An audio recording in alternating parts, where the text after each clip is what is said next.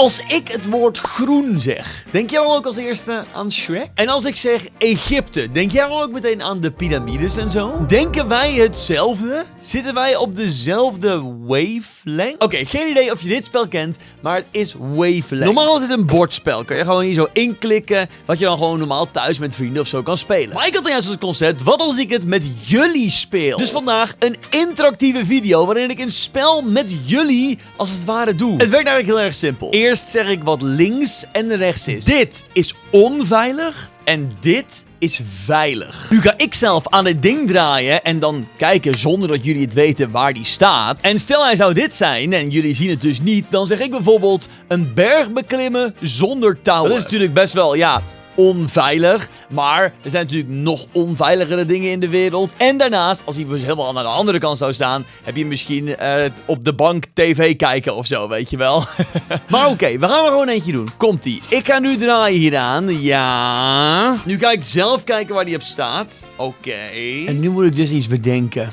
Oké, luister. Lekker of vies? Pannenkoeken. En nou moet jij bedenken, waar zou pannenkoeken staan? Is dat echt een 21, als in het lekkerste van alles ooit? En dat zou iedereen ook vinden? Of zou het 1 zijn? Dat is echt het vieste ooit, wat echt niemand ter wereld lekker vindt. Nou, en dan moet jij nu even het getal in je gedachten nemen. Hè? Ja. Ja, hou je vinger erbij of zo. Komt-ie. Ik dacht zelf bij pannenkoeken aan 16.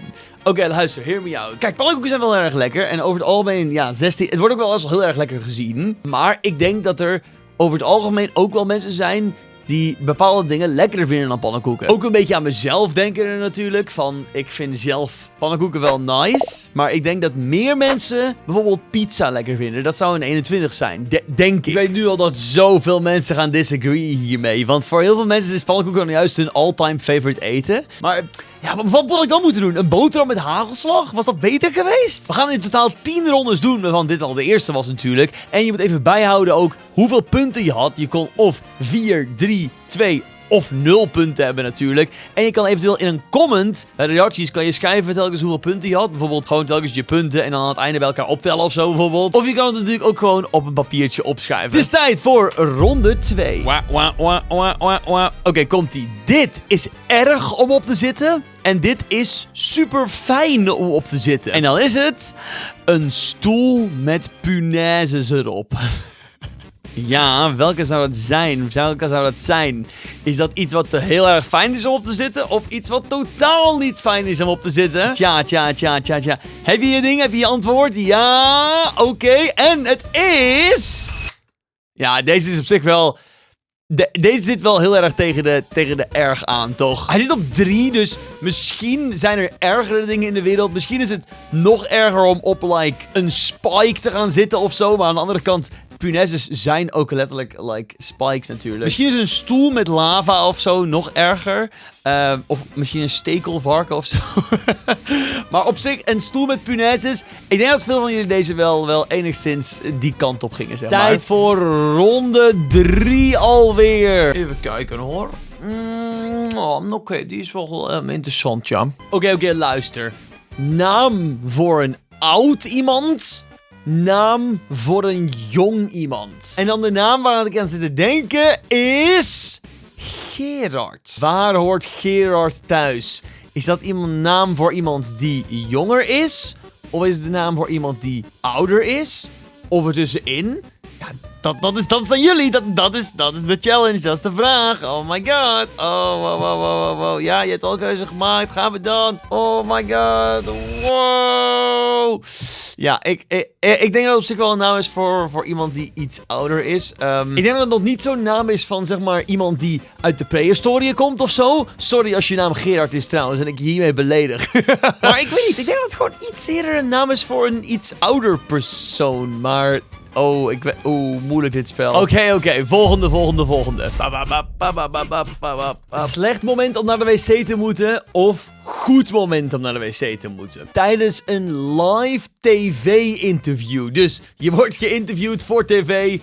Jij bent de guest star show. Jij zit daar op zo'n bank en dan word je geïnterviewd. Welke is het? Ja, gaan we dan? Oké, boom! Ik denk toch wel een 18. Ik bedoel... luister.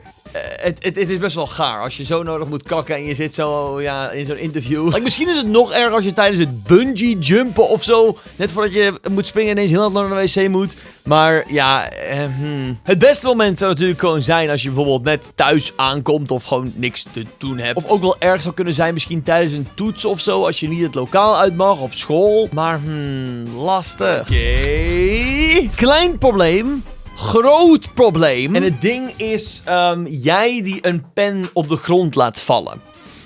Ja. Oké. En het is... Ja, dit is toch wel een van de kleinste problemen, zou ik zeggen. Ik zou wel te denken om misschien zoiets te zeggen als jij die moet niezen of zo. Dat is ook echt niet echt een probleem of zo. Of jij die deze video moet liken. Dat is ook denk ik geen probleem, toch? Maar nee, ik denk dat dit wel een van de minst grote problemen is die je, denk ik, kan hebben, toch? Ja. Bij het normale spel trouwens moet je ook aan dit ding draaien om op basis daarvan zo te kiezen wat je wil. En dan kun je op basis daarvan zo, wauw! Maar jullie hebben geen handen, zeg maar, via een video. Zo, wauw! Dus, oké, gaan we dan. Normaal om te hebben?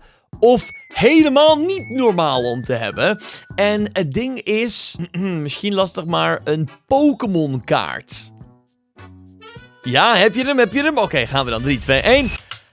Oeh, oké, 8. Ik ga uitleggen. Natuurlijk zijn er veel mensen die wel gewoon in het algemeen een Pokémon kaart hebben. Maar het is toch wel een iets meer, nerdy-achtig ding. Misschien ook natuurlijk iets meer richting het speelgoed of zo. Dus bijvoorbeeld heel veel ouders zullen geen Pokémon kaart hebben. Maar het is ook weer niet vreemd om te hebben natuurlijk. Dan zou het veel meer die kant op zitten. Ik denk dat dit meer een persoonlijke kerncentrale is of zo. Of misschien zou hier meer bijvoorbeeld een levende slang. Want sommige mensen hebben ook wel weer slangen natuurlijk in huis als huisdier. Ik denk dat de Pokémon kaart nog best wel een oké steady dingetje was. Misschien saai om te doen of leuk om te doen. En dan ga ik zeggen, een lange les hebben op school van iets wat je niet per se leuk vindt. En denk na, hè. Er zijn misschien, dat is eigenlijk aan jou. Zijn er nog ergere dingen, nog saaiere dingen?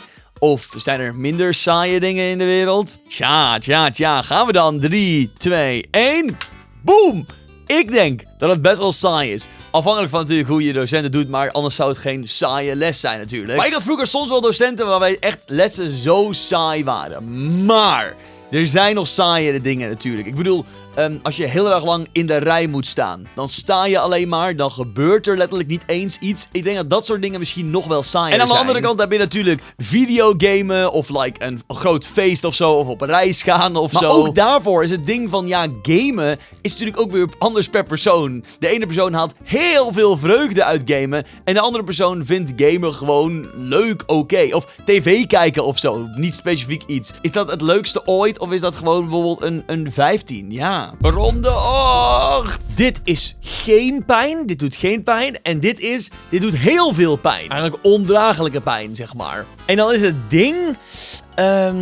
het laten zetten van een tatoeage. Dit spel is echt zo lastig soms. Maar goed, gaan we dan. En... Oké, ik denk dat er... Kijk, het doet sowieso meer pijn. Het zit sowieso meer aan de pijnkant... dan het zit naar de kant van niet pijn. Maar ik heb als mensen gehoord over tatoeage laten zetten. Ik heb zelf geen tatoeages of zo. Maar ik heb wel eens gehoord dat het best wel pijn doet of zo. Maar ook weer niet zoveel als bijvoorbeeld dat je arm eraf gehakt wordt of zo. Ik denk dat hier bijvoorbeeld wel alsnog een papiersnee zou zitten. Misschien meer hier of zo. En dit is meer misschien gewoon het hebben van een beetje jeuk of zoiets. Mee eens of niet? Oeh, we zitten al bijna bij het einde gewoon. Dit is heel veel geluk hebben. En dit is veel pech hebben. En dan is het ding 5 euro op straat vinden. 5 euro. Dat is natuurlijk, weet je, het is 5 euro. 5 euro op je muil. Ja, nou, dat is de vraag. Ja, heb je er eentje in gedachten? Oké, gaan we dan. 3, 2, 1. Ik denk dat hij meer naar de 15 kant zit. Kijk, het is natuurlijk geen ongeluk. Het is niet zoals, 1 is waarschijnlijk de bus missen of... Nou ja, er zijn natuurlijk nog ongelukkige dingen. Maar laten we zeggen, dat is meer de ongelukkant. Of de pechkant. Niet het ergste ooit. Maar de 21 is like het winnen van de jackpot of zo. Als je 21 miljoen wint of zo. Maar daarom denk ik, weet je, 15 is alsnog best wel gewoon. Je hebt wel geluk. Ik vind niet dagelijks 5 euro op straat. Maar het is niet levensveranderend, zeg maar. De allerlaatste. Hebben jullie dat nu wel veel goed? Ik ben eigenlijk echt wel benieuwd. Ik ben echt benieuwd hoeveel mensen een beetje hetzelfde ding hebben als mij. Maar dit spel is zo lastig. En heb je nou andere ideeën voor andere bordspellen of zo? Laat me ook zeker even weten in de reacties. En heb je andere ideeën voor hoe ik dit leuker nog een andere keer kan doen? Laat me ook zeker even weten natuurlijk. En abonneer trouwens ook even, anders mag je de laatste ronde niet spelen. Oh, nee, oké, gaan we dan. Dit is duur. En dit is goedkoop op een schaal van dingen die wij als normale consumenten nog kunnen kopen. Dus dan heb ik het niet over, zeg maar, de maan of zo, weet je wel. Want dat zou dan misschien het duurste ooit zijn. En ik heb het ook niet over, like, diamanten van 83 miljoen euro of zo. Gewoon enigszins duur en goedkoop, weet je. Ja, dit is zo lastig. Maar een auto. En denk goed na, hè. Je hebt het goedkoopste ding en het duurste ding en auto. Ja, zijn jullie ready? Gaan we dan. Het is 18, want, oké, ik denk dat er wel duurdere dingen zijn dan een auto. Bijvoorbeeld als je een huis gaat kopen of zo, weet je wel. Een huis of een jacht of een villa of je eigen private jet. Zijn allemaal natuurlijk duurder dan een auto, maar alsnog is een auto wel een van de duurdere dingen. Duurder dan een afhaalpizza of duurder dan bijvoorbeeld water. Want zoals ik net al zei, heel veel dingen hebben te maken met de schaal waarop je het bekijkt. Je kan wel zeggen inderdaad, zoals ik al zei, van ja, de duurste diamant ter wereld. Ja, dan is een auto natuurlijk helemaal niet op schaal van 18 en zo. Maar ja, waarschijnlijk heb ik het echt heel bad gedaan dit keer. Maar het was maar gewoon de eerste keer een experimentje met een interactief conceptje. Want ik had zin om dit te doen. Het leek me heel erg leuk om dit samen met jullie te doen als het ware. Heb je nog meer games waarvan jij denkt van dit kan samen met een video en met jullie zeg maar? Laat het weten. En laat vooral ook weten wat jouw score was. En hebben wij nu dezelfde gedachte ook om deze video hier te kijken? Vast wel. We hebben nu... we hebben dezelfde gedachte om deze YouTube video nu te kijken. Doei allemaal. En ik zou zeggen... Bye bye.